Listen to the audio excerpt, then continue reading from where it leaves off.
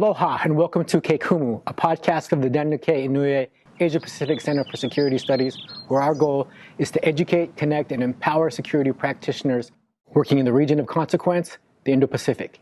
I'm your host, EJ Bartolome, and our guest today is Dr. Alex Vuving. He has been a professor here for the last 15 years. Dr. Vuving, you lecture in power politics, great power competition, grand strategy, China, Vietnam, and the South China Sea. One of the areas of interest for our fellows is that they can connect with you as someone who grew up in the region. Dr. Vuving, what was it like for you growing up in Vietnam? Well, I had an interest in things, in history, in politics, and international relations from very, very early on when I was a elementary schooler. And I spent most of the summer with my grandparents. And my grandma told me a lot of stories about my family's past. It was clear for me that the fate of my family was heavily affected by politics. Like most of the property of my grandparents were seized by a new regime, and they didn't allow my father to go to college, even though he graduated one of the top from high school, just because he was brought into a wrong family. And so I was so interested in, and I just wanted to dig deeper to know more about history and politics. And I found a few books about history in the bookcase of my grandparents. And I also found a dictionary, a French dictionary called Larousse. Of course, I couldn't read French, but there was a color sheet with all the flags of the countries in the world. And so it rose my interest in the world outside. And I still remember how happy I was when my father bought me a world map. And he put it on the wall. And I was able to, I could stand before the map and stare at the map for several minutes. And so when I was a middle schooler, I was able to name all countries in the world and to locate them on the map and to name their capitals and recognize the flags of all countries in the world. A great interest in history and politics and the world outside. So did you always want to be an academic? No. Actually, I went to college twice. The first time I studied engineering, and I got a scholarship to go to Hungary to study. It was in 1986. And you know what? Earlier in that same year, Mikhail Gorbachev, the leader of the Soviet Union, announced the perestroika and glasnost. And so in Hungary from 1986, Hungary was in full mode of reform. And, I followed their political debate with great interest. The key question that they were discussing was, what should we change? Should we change the model of socialism or the entire system? And the question, inescapably involved the role of the Soviet Union and the role of Russia in Eastern Europe. And to understand that, there was an urge in me to know more about history, to learn more about history. So I learned more about history of Hungary, Central Europe, and Eastern Europe, and Russia, and so on and so forth. When I looked into history, I saw, at the nexus of history and politics and international relations, the question of the country's geopolitical orientation really fascinated me. And so when I had an opportunity, I went to college a second time, and I studied in political science. It was in the mid-1990s. One of the things that you teach here on is the South China Sea. So when did your interest in that security area start to peak? And when did you start researching the territorial disputes that were happening around the world? It was in the early 1990s, and I regularly wrote for a Vietnamese language periodical in Germany. And I wrote about Vietnamese politics and geopolitics. Particularly for Vietnam, when I looked at Vietnam from a historical perspective and from a geopolitical perspective, two things are very important for you to understand the fate of the country like Vietnam, China, and the South China Sea. And so I was interested in China and the South China Sea. Well, talking about the South China Sea, so the fellows who attend our long courses here, every time they engage in an end of course survey, and so they vote on what they think is the security issues that are the most important for the next 5 years. And as I'm sure you're aware, the last courses have all voted so territorial disputes in the South China Sea as the second most important security issues next to climate change. So if you can, I'm wondering, can you explain to me what this is about? If somebody were to just hear about, hey, this is a big issue, or a flashpoint as they call it, what is it about this territory that makes it coveted or valuable for countries around it to even fight for it? The popular narrative about South China Sea is that it's several territorial disputes between China and Vietnam and Philippines and Brunei, Malaysia and Taiwan. But that is just 1/3 of the truth. It's not just the territorial dispute, but also maritime dispute. For example, where is my exclusive economic zones, EEZ? Where's your EEZ? And if your EEZ and my EEZ overlaps, then where's the boundary between mine and yours? And when you're talking about EEZ, exclusive economic zones, on this map, those are those dotted lines? Yes, are the hypothetical sort of boundaries between the EEZs of the coastal countries like China and Vietnam and Philippines and Malaysia based on international law, which is the UN Convention on the Law of Sea. UNCLOS. UNCLOS. UNCLOS stipulates that if you're a coastal country, you can have a EEZ or exclusive economic zones up to 200 nautical miles from your coast. And so these countries, if they claim their EEZ from their coast, then this is the hypothetical boundaries of their EEZ, hypothetical. Based on international law. Now, you also have the red lines over here. That is China's claims. The 9-dash line. And the infamous 9-dash line. Now, the very interesting thing in the South China Sea disputes is that all of these Southeast Asian countries that are claimant of South China Sea, like Vietnam, Philippines, Malaysia, and Brunei, and even and Indonesia, based their claims on international law or UNCLOS. And so they claim the 200 nautical miles of their EEZ seawork from their coast. China does not base its claim on international law. It based its claims on its own claims, which is the 9-dash line.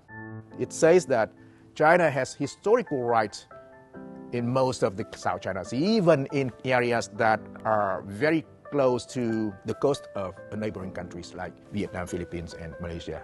So they have conflicting claims. One's based off of the EEZ and UNCLOS. China has its claim, the 9-dash line, based off of a historical argument. What is so valuable about this region? Is it economic? Is it security? What makes this part of the world so important? You have the natural resources, right?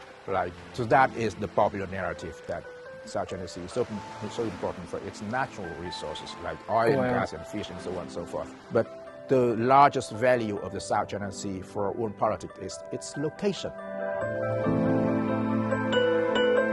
For thousands of years, the South China Sea is the area of the main sea routes that linked China and later Japan with the rest of the world in South Asia, Middle East, and Europe for thousands of years.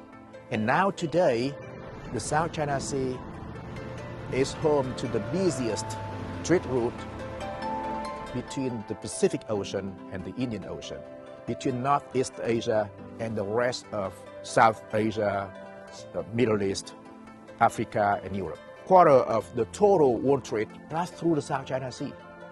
And 1/3 of the global oil shipping passed through the South China Sea. So we can see the South China Sea is so important for the world because of its location. How about in terms of just defending all of these nations from attacks, so from security threats? Yes, that's another aspect not for the world itself, but for the countries surrounding the South China Sea. It's just your front door. And so it's important for the defense of Vietnam and Malaysia and Philippines, and also for the southern part of China. How does this play out day to day? When we're looking at the news, we're seeing things where, hey, there's exercises that are happening, There's ships that are passing through here. How do these nations almost collide or conflict when dealing with the issues related to the South China Sea?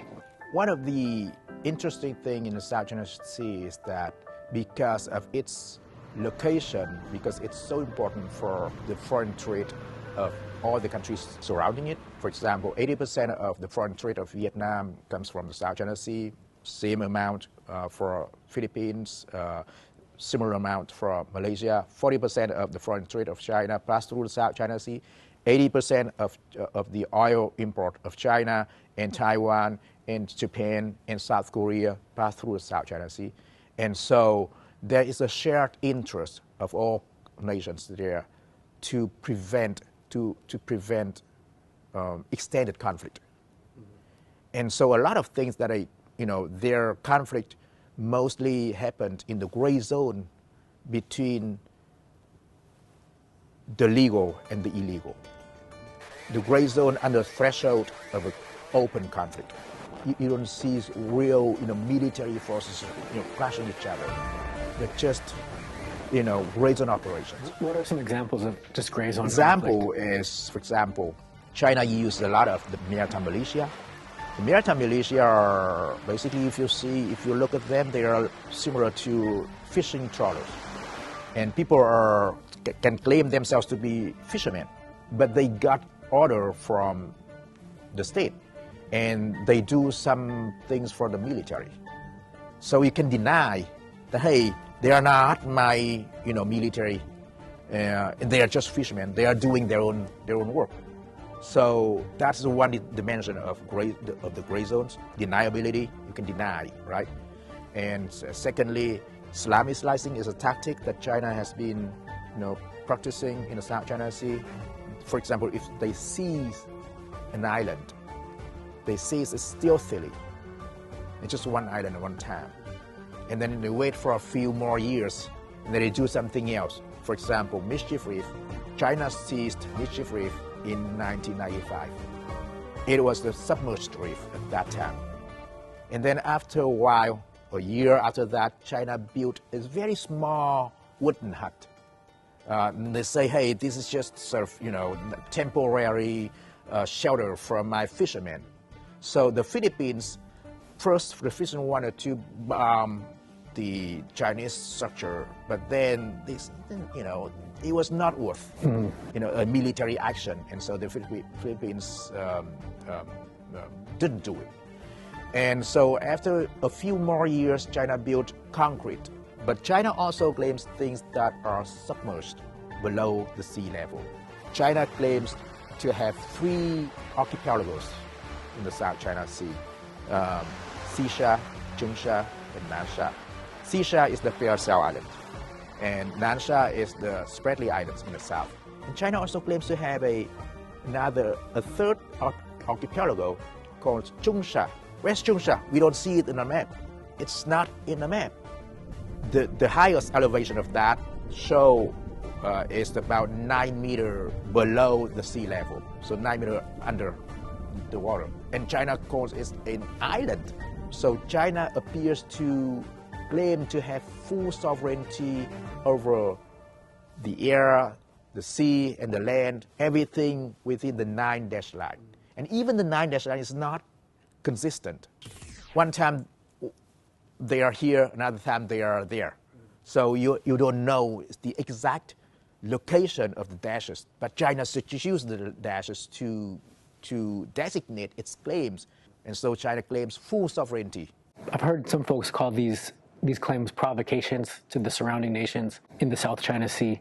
How does this affect the stability of the region, these actions that are taking place? Yeah, I think when we talk about stability, it's implicit in there the basis of stability. What's the basis of stability? So that's why international law exists, in order to provide the basis for stability, for the interaction between nations. When you interact in the international arena and you want to maintain stability, you have to abide by the law. So stability has to be based on something common, something that everybody accepts, and that is the law. the thing here is that China's claims violate international law from the beginning. And so just by abiding by China's own claim, China stirs up instability. Let me give you a quote. This is something that you put on Twitter in the last month. You said, if countries capitulate to China's unlawful demands, a Beijing-centric hierarchical order will replace the UNCLOS. The way for countries to defend the law is to push back against challenges and assert their lawful rights. So, Dr. Vuving, what do you envision when you say countries should push back against the challenges and assert their lawful rights? Okay, so here we have different layers of conflict. There are territorial conflict, there are maritime dispute, there are even also great power competition, all sorts of conflicts like that. But there is another deeper conflict, a struggle for international order in the South China Sea. And basically we have on the one side we have international law, represented by the UN Convention on the Law of Sea, or UNCLOS. That's a sort of a rules-based international order for everyone to abide by. On the other hand, you have China's hierarchical order, because if you accept China's claims, or if you capitulate to, or if you make compromise with China's claims, then you have to accept some part of the hierarchical order. How can you, China, as a country, say that you have historical rights in areas that are very close to a neighbor? For example, the Malays, the Vietnamese, the Filipinos, for thousands of years have used just that area of the sea. So the conflict here is basically between a rules-based order represented by UNCLOS and a hierarchical order represented by China's 9-9. Moving forward, the countries that are directly affected by China's claims, how can they work together to reinforce the rules-based international order? I mean, we know that there's groups like ASEAN who have resolutions for how they can work together. How do you envision that happening in the future? Yeah, I mean, ASEAN may be not a good platform for doing that, because not all countries in ASEAN are equally affected by things in the South China Sea. Countries that are outside of the South China Sea will have their own interest, and because China is a big country, and because of their economic, political ties with China, they would be more than willing to compromise. And so when compromise, you're going to have to give up UNCLOS to accept some part of China's hierarchical claims. Now, for the countries claimant in the South China Sea, I think the way for them to cooperate is to take international law as the basis, basically to defend your own rights based on the law. And based on the law, you can settle your dispute and then cooperate and support each other to defend your own rights based on the law. Mahalo nui loa, Alex, for joining us on this session of Ke Kumu from DKI APCSS. And to our fellows in Ohana watching from the region and beyond, I'm your host, EJ Bartolome. Ahui ho, until we see you again.